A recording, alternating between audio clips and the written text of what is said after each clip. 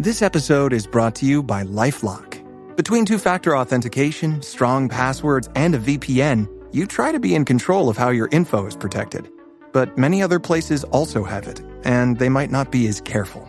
That's why LifeLock monitors hundreds of millions of data points a second for threats. If your identity is stolen, they'll fix it, guaranteed, or your money back. Save up to 40% your first year. Visit LifeLock.com/podcast for 40% off. Terms apply. Hi, it's Chip from Enuff Z'Nuff, and you're listening to the Brutally Delicious podcast right here, right now. 1, 2, 3, 4. The Brutally Delicious podcast. The Brutally Delicious podcast. The Brutally Delicious podcast. The Brutally Delicious podcast.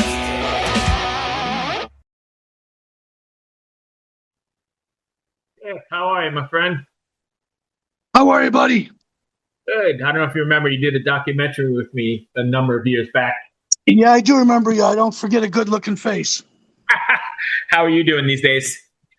I can't complain. Exciting times. If you had told me 30 years ago I'd be putting out my 20th studio record, and I'd be touring around the United States of America and Europe nonstop, I'd say that you're stretching the truth. Right. Just being kind. But, hey, it's been certainly been a nice little chasing of the carrot all these years. And when it comes to the work ethic of Enuff Z'Nuff in the songs, I'm definitely more than happy with the rate of material that we've put out throughout the years, and grateful I get a chance to make records and meet all the killer fans around the country. So you mentioned it. Let's just jump in then. Was this 21st record? How in the hell do you first of all, how in the hell do you put out that many records and not repeat yourself? Because you still got to stay true to the Enuff Z'Nuff genre, sound, whatever, but you don't want to rewrite the same record. You don't want to write Fly High Michelle over and over again, right? No, I wouldn't mind that success over and over again. That's for sure. Right. But I look at my constituents and the cats that I grew up listening to, the Beatles and the Stones and Led Zeppelin and Pink Floyd and Queen, and they all had their own timbre and their own sound. And it was perplexing to me when I was younger how they can come up with so much material and all. It differs. But there was a lot of similarities as you get older and you realize and you dissect the songs a little bit. And you see, look at the bands that came out during while we were out there, from Guns N' Roses and Cheap Trick and bands like Jellyfish. They all had their own thing to it where it was really a special set of rules and regulations that they put upon themselves. And I'm sure they crossed paths plenty of time. They've all been influenced by something. And Right. For me, all those bands had big lending of inspiration to me throughout the years. And this is some of the Enuff Z'Nuff stuff, or even the later stuff that I've done as I've fronted the band for the last 12 or so many years. You're going to hear some stuff and you go, I remember that from another thing. But I'd like to believe that I try to make every single record a little bit different than the last one. And maybe it's a challenge, but I'm not even thinking about that when I'm making the songs. When I'm writing these songs, first of all, it's a blessing from above. Every single song I've had something to do with, whether it's the old stuff I did with Donnie or the stuff I'm doing now. And it all comes from somewhere. And I listen to these new records that I have. My goal right now is just to find songs that seem to fit the mold of what I'm trying to put across right now, which is nice melody lines, good songs with a nice storyline, of course. And some of it I like to have where it's a little bit aggressive, where it's not just a pop song. It's maybe a little rocker. Maybe it's got a tinge of heavy metal or alternative to it. And that's how I look at things nowadays. It's all an experiment at the end of the day. I'm grateful I get a chance to make records, period. Yeah, I was gonna ask you. So, I mean, you've got to be grateful for sure, but how have you managed to avoid the I don't know, the traps and the problems that so many of your contemporaries had, right? Because a lot of them are playing when they shouldn't be playing and should have cashed it in a long time ago or whatever. But you're still putting out really relevant, really good, right? They're not like a caricature of themselves. Does that make sense? Well, it's very kind of you, and I much appreciate that. It's just at the end of the day, I look at all the material that we've written, and we've had some real nice success, and I'm grateful for that. And I've mentioned it in almost every interview, and I've heard Robert Plant and all my favorite rock stars mention it, that where the average life expectancy of any band is a few years. Right. To still be going after all these years is really a miracle and a blessing from above. And there's a lot of inspiration out there. When you look out in the world, people go, where do the songs come from? Well, there's a lot of fodder out there. Look at what's happening in the world and what's happening in your own life as well. So there's a lot to grab onto and a lot to inspire. And that's what I look for every single day, is trying to find that one little needle in the haystack. Okay, fair enough. So, I mean, obviously, we never imagined you'd be here this many years later, right? What's that like? Was there an out game, or did you just imagine? The out game is when if there's any health problems or, God forbid, something that would, stop the trajectory of what our focus is, which is putting out records and going out and touring all the time. There's no end game for me. I got to be honest with you. I said it years ago. You've listened to old interviews I've done, bro, where I've talked about never stopping until it's over. When it's over and the good Lord speaks, I guess that's it. We move forward. But the songs are out there, and there's a great illustrious history there. And we're working on a documentary right now, what I think is going to be incendiary. We're exposing all the warts, scars, and tattoos of what we're all about. And that's one of the beauties of Enuff Z'Nuff, not just the songs that we've had and the little bit of commercial success we've achieved, but the history and the people that were around the band from the early days. Doc McGee and Bob Brigham managing the band in the early days, and then going over and having the great Herbie Herbert from Journey take over the band and help guide us for a good 10 years. It should have been massive. I agree. Everything was there. You should have been massive. I don't know what the hell happened. Well, we stubbed our toe along the way. We shot our foot off, as Herbie would say, a few times and crippled ourselves with our questionable behavior. All the guys were good guys. Nobody was a bad soul in the band. And we just had a few things. We dabbled in some of the black magic that's out there, which is drugs. That caught up to us. That's one of the prerequisites to great songs as well. And, some business dealings that we've had, too, that might have been considered a shortcut to thinking. We made these records, and we had good shots in those early days of Atco Atlantic and Derek Showman.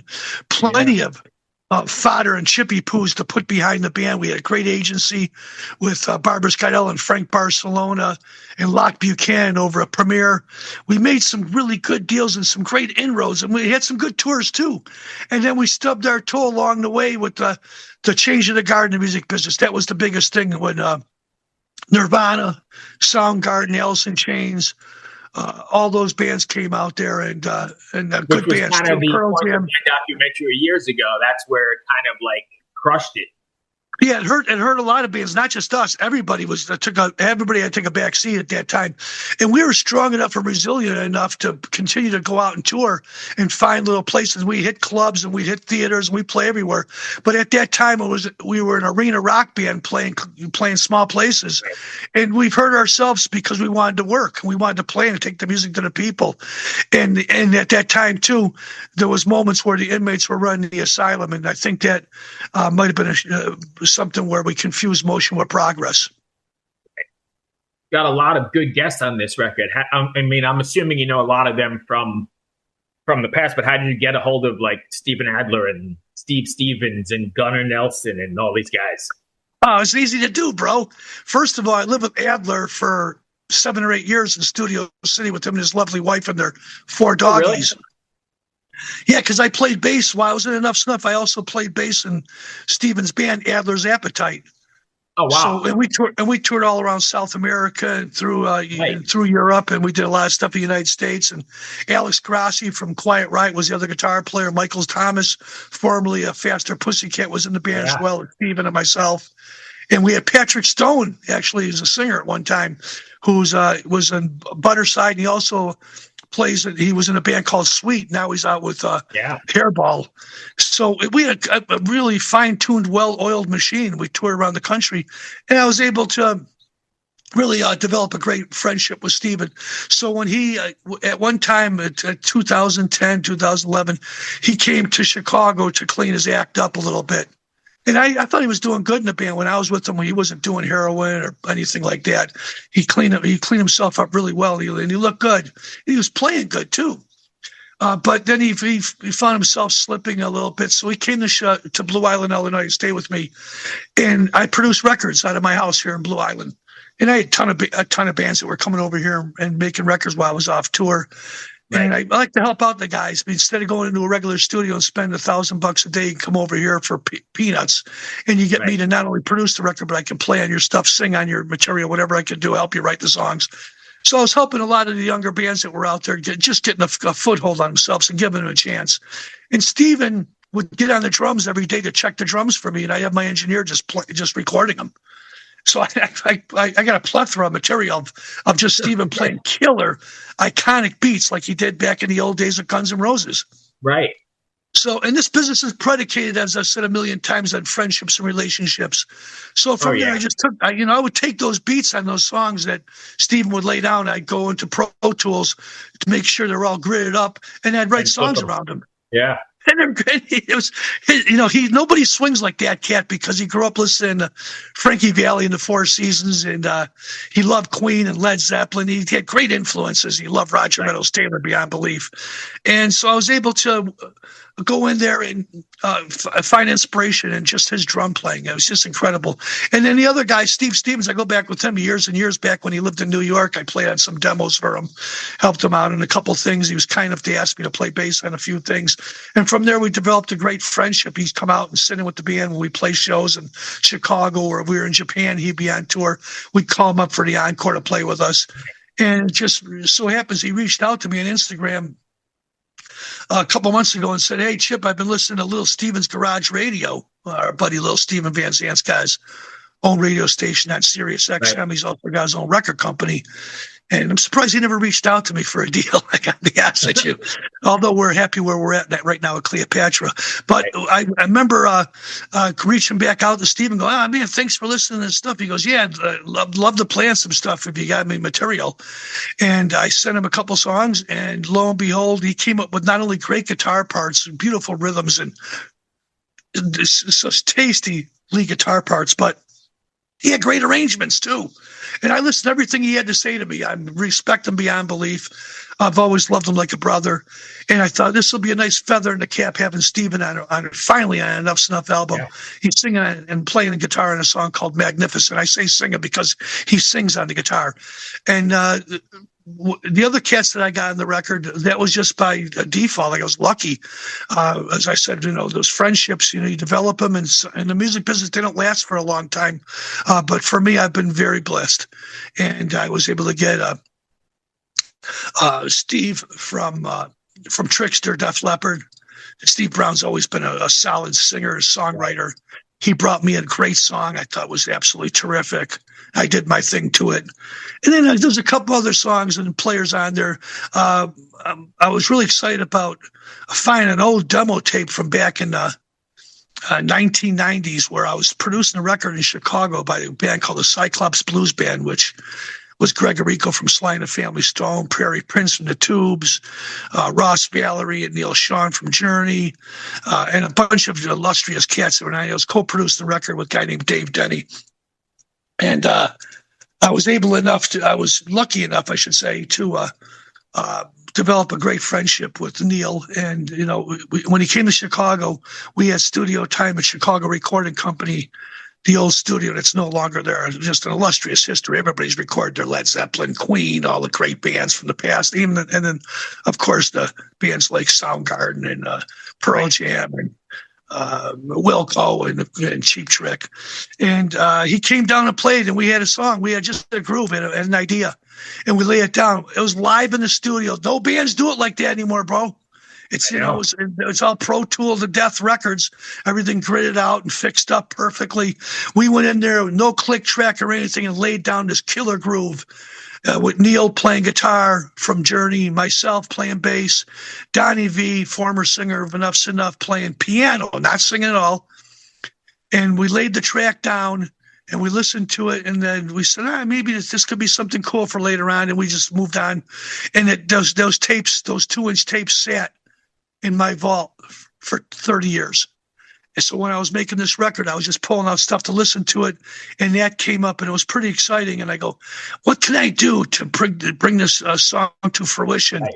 And lo and behold, I'm good friends with Robert Fleischman, who wrote Wheel in the Sky and Anytime and a bunch of Journey songs back in the days before Steve Perry. And he also sang in a band called Vinnie Vincent Invasion. Oh, yeah. And I called him on the phone. He was just finishing his record. He's got a new record out called Emotional Atlas, and it's fabulous. Real EDM kind of a record, a lot different from the stuff he's put out in the past. Real melodic, and he asked me to play bass on that record. As a matter of fact, it was the only really real instrument that he had on there besides his pipes. Everything else is all Moog synthesizers, etc. Right. And he goes, yeah, send me the track. And I sent it to him, and 15 minutes later, he goes, I got a great idea. And he hummed me and sang me the verses to the song, which is called Shine. And it was fabulous. I go, God, you write faster than we do. And I go, can I get you down here in Chicago to record on this? This could be something. You and Neil recording a song, and you guys haven't done anything in 40 years. He goes, Chip, I'd love to do it.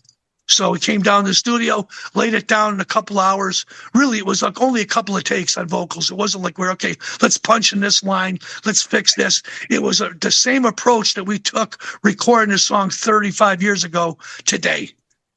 It was just terrific. And I go, I got to put it on the record. I said, I got to put this song on the record somehow. But my ego was telling me, well, Chip, you're the singer in Enuff Z'Nuff. You should be singing all the songs. And I said, nope, I'm going to put this out there. I think it's a real special treat for the fans. And more importantly, for us in the band, Enuff Z'Nuff, to have a track with the Cats from Journey and Vinnie Vincent Invasion and all playing with Enuff Z'Nuff. And I'm real proud of it. I put it as the last song on the record, and I did sing along with Robert. Did a small little 2-part harmony on the song, but what you're hearing mostly is his beautiful pipes on there. And boy, he nailed it. I agree. So, what are your touring plans? Are you planning on touring on this? Well, I just came back from a tour, bro. I've been on the road. My pipes are kind of shot right now. I sang 16 songs in 19 days. Our agency, Artists Worldwide, it's like a zoo over there. Those cats just throw us out there, and there's no days off because my agent management company know that if we're off for a day or two, we lose money. Yeah. And it's not like we're playing sheds and arenas anymore where we're making a Brinks truck full of money. So it's just challenging where we're traveling around the country. There's a lot of costs, hotel rooms, fuel, etc. Oh yeah. And so we did this run. We finished it up in Milwaukee. We did a Summerfest on July 3rd. Had a couple days off to get back on the horse again, and I leave now tomorrow, and I'm out with a band called Pretty Tied Up, which is an all-star band that's going out and doing nothing but Appetite for Destruction in its entirety. Oh, nice. I'm back with my old buddy Alex Kane from Life, Sex, and Death. He'll be playing guitar on that, along with some cat from America. He won American Idol in Brazil. He goes by the name of L.A. Him and a guy named Brandon Fields. And we're going to be touring around. I think the cat from Skid Row, Rob, is going to be playing drums on some of the stuff too. So I'm looking forward to going out and playing those songs, and I'll be out for a month with that project. Then I come back and I go back out with Enuff Z'Nuff. We'll put a new video out for the Xtra Cherries record. His next song is going to be No Cold Feeling, which is written by Steve Brown and myself. And then I've got a bunch of festival dates that are coming up, so it should be good for us. Nice. So that was the last question I had, was that single and that video for Heavy Metal. I really dig, and I dig that whole 70s sort of vibe you got going on with it, which I think you've had, on and off throughout your career, right? I love that. Thanks. A lot of stuff on this record. It's a brand new record for everybody out there, but for me, some of those songs are quite old, Dave, but they've aged well. And heavy metal's no exception. I wrote that one back in 2017, 2018. I was going to be on our record called Diamond Boy. And for some reason, we pushed it back there. My old guitar player, Tony Fennell, who used to play with Ultravox, he took Mid-Year's place years ago. He said to me, he goes, hang on to this one, mate. We got enough good songs on the record. We'll save it for the next one. And then lo and behold, we did, the next record was Brainwashed Generation. And it's just, we had so many songs. I was really full of piss and vinegar. Then I was writing a Brinks truck full of material, and I was recording with a bunch of different bands. I was doing stuff with Dave Elfson. I did stuff with Zen from Mars and the guys in the Choir Boys. I was really busy, but I was very creative at that time. At least I thought I was. And I started laying down all these songs, and I developed a great friendship with Dax Nielsen from Cheap Trick. And I said, I'd love you to play drums on some of this stuff, and my guy can't do them. And he says, yeah, absolutely. I'll play in every single song. I hail you guys. And so I started just recording a bunch of songs. And I think I put out like 3 records in 1 year, which was my Perfectly Imperfect solo record, which I had some good guests on there like Joe Hoekstra and Dax Nielsen. Yeah. And then I put out Finer Than Sin, which is it was on Frontiers. And that was, I think, a great record. And we toured on that extensively, too. I went out and did 100-something dates. And then, of course, I did a bunch of solo stuff outside of that, too. But in 1 year, I put out, it was at least 3 records. Oh, I put that Beatle record out, too, which is called Hard Rock Night. My time trajectory might be questionable, but I know that we put out 6 records in like 4 years. That's a lot of work. And I said to myself, I heard McCartney in an interview saying, I'm not going to overwork myself and just throw all those songs out there just for the sake of record companies and Spotify taking advantage of it. I want it to be quality material. I want the songs to be strong. And maybe going back to the beginning of your interview, saying how we don't repeat ourselves, perhaps that's one of the reasons that we don't, because I refuse to put out anything that I don't think is quite stellar in my eyes. If it's something that passed the test with me, then I'll share it with the rest of the fans out there. I just don't want on our legacy of Enuff Z'Nuff and even my solo stuff, I just would like to put out quality records, and I want to play in the studio, and I want to play together, and I want drums and bass and guitars and keyboards. I'd like being in the same room with a lot of the cats. And some of those records were done where I passed things around, and it can work out that way as well. But boy, there's nothing like being in the room with a bunch of cats making magic. Yeah, I agree. Hey, I want to switch gears just for a second. What did you think of the Back to the Beginning this weekend? Did you watch it? Oh, are you kidding me? I was at, it's a quick little story, in 93, I think it was. We were at A&M Studios in Los Angeles, and we were recording a record, Animals of Human Intelligence, and tons of rock stars and musicians and people outside of the business would come by and visit us while we were making this record it was with Arista Records and Clive Davis. Yeah. I remember sitting in the room with Stan Lynch from Tom Petty's band and just dissecting his songs. He just loved our band. It was really inspirational for us because it was during that whole change of the guard in the music business with, like as I mentioned earlier, with Pearl Jam, Soundgarden, Alice in Chains, and Nirvana. And a lot of bands were rooting for it. We were the underdog at that time. A lot of people were rooting for us. And across the hall, Ozzy was in there in his studio, and he had a sign on the door that said, "Absolutely no fucking admittance." And we said, that's kind of funny. So Donnie and I put a sign together that said, "Absolutely no admittance except if you have the following: coke, crack, heroin, pot, alcohol, Vicodin, Valium, all the different drugs we have." It was a whole list. And then they came by. One of the guys came by the studio and said, "Chip, can we borrow your bass? We're doing overdubs, and Mike Inez wants to play your 12-string bass that you got from Tom Peterson from Cheap Trick." Right.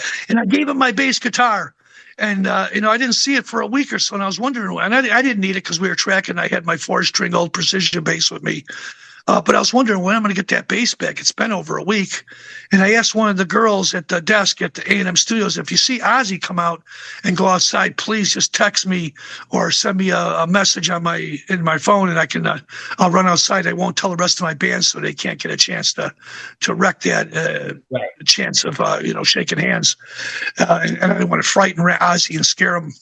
Right. And lo and behold, they called me a couple days later, said, yeah, Ozzy's outside right now. So I ran outside quietly, didn't tell the guys what I was doing.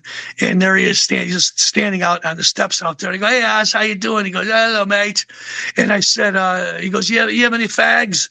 And I had these red Dunhill cigarettes. You know, I used to break the filter off of them. Right. And I go, here, you like these Dunhills? They're English. And he's like, I don't think they're English. Maybe they're not, but I thought they were. And he smoked them. And I said, oh, I see you're walking kind of funny. And he goes, you try doing a gram of cocaine and drinking a quart of Jack Daniels and see how you fucking walk. And I go, oh, pardon me. I didn't want to be disrespectful. He goes, no, it's okay. And he goes, let me have another cigarette. He was like taking 3 puffs off and throwing the cigarettes out. And I didn't care. I gave him the whole pack if he wanted. Ozzy. Hey. And then I said, Ozzy, I really, I love the stuff that you've done solo. Of course, we all love the Black Sabbath stuff. I go, but I mean, I see that you've acquired a Brinks truck of tattoos on you. And I go, I must be a big pussy because I don't have one tattoo on me. He says, you want to be original? Don't get a fucking tattoo. And I thought that's kind of good. I felt good. He made me feel comfortable there. Yeah. And Tommy Lee came by too, and Tommy Lee was hanging out in the studio too, who at one time was a big Enuff Z'Nuff fan, believe it or not. And I thought, oh, this is kind of great, Dad. These guys are all hanging out in the studios, supporting each other. And I smoked another 3 cigarettes with Ozzy. 20 minutes, the guy smoked almost half a pick of cigarettes with me. Yeah. And it was just charming beyond belief. He really was a really nice guy. He loved the Beatles beyond belief too. And he knew a lot about Enuff Z'Nuff's history as far as Beatles goes, because we've always loved that kind of stuff. And he went back to the studio, and the following day I got my 12-string bass back. And I didn't even mention it to him during our conversation. Right. And on the back of it, it said, a bunch of tape was on the back of it, and it was written in there, "Fuck those commie pigs." And it was Zakk Wylde that wrote on the back of the bass because they had some peace signs on there. And I thought that was kind of interesting, seeing as I beat him in arm wrestling 2 out of 3 in Nashville back in the 90s, but maybe he's still holding a grudge. I love him dearly, by the way. I love him in Pantera too, my old label mates. But yeah. Ozzy was the kind of guy that when you meet him in person, genuinely kind and loving beyond belief. And if you were in the business at all, he respected that because he knows what a cesspool it is to make a record and to continue to have the trajectory of chasing that carrot at the end of the day. I have nothing but respect for him. So when I watched that big special with Black Sabbath and seen all the bands that came in there and paid respect to him, that was very touching. And one of the highlights for me was watching the old Youngblood. It's fantastic. Dom is a great singer. He commanded the crowd. I had never heard of Youngblood before, and he did changes unbelievable. Like, I got chills.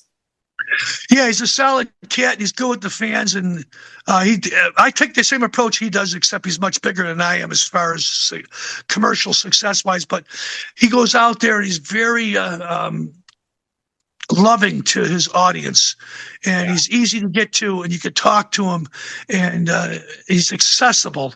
And where most rock stars back in the 60s and 70s and 80s weren't, you hit out and you couldn't get a hold of them, you couldn't talk to them. Right. Nowadays, it's a little bit different. And that's one thing that is pleasantly surprising and charming about Youngblood. Not only does he have a beautiful set of pipes, but he loves his fans. He knows where he comes from. We're running up on time, but I got to ask you, did you shed a tear or get moist eyes? For what's that? I said, we're running up on time here, but did you shed a tear or come close? Well, of course, I was, I grew up listening to Black Sabbath. My father would have all those records in the early days. So hearing those songs, of course, brings so much joy and happiness. Mama, if a tear was shed, it was because it was Ozzy saying goodbye after all these years. But one thing that us fans all have in common is we get the music, and that's going to be around for our lifetime. So that's very special. And God bless Black Sabbath, God bless Ozzy Osbourne, and God bless all the fans that have supported us through the years. We're going to end it right there. That was absolutely beautiful. Chip, I thank you for taking the time, as always. Let's do more together. I'm putting together. Appreciate that, bro. No, it's wonderful seeing your mug. I'm looking forward to getting out there on tour. Anybody wants to follow us, EnuffZ'Nuff.com, Instagram, Twitter, Facebook. See the videos. Check out the band. We got over 300 songs on Spotify. We're not lazy. We bring the music every single day. If you like pop, rock, alternative, heavy metal, we got a little bit of everything for you. New singles out right now, by the way. Steve Stevens is playing with us from Billy Idol's band. The song is called Magnificent. Peace. Perfect, Chip. I thank you for your contributions to the music scene. Always fun to talk to you. Good luck with the tour. Good luck to you and your family as well, bro. Thank you very much. Be safe, my friend. Cheers. My friend. Bye.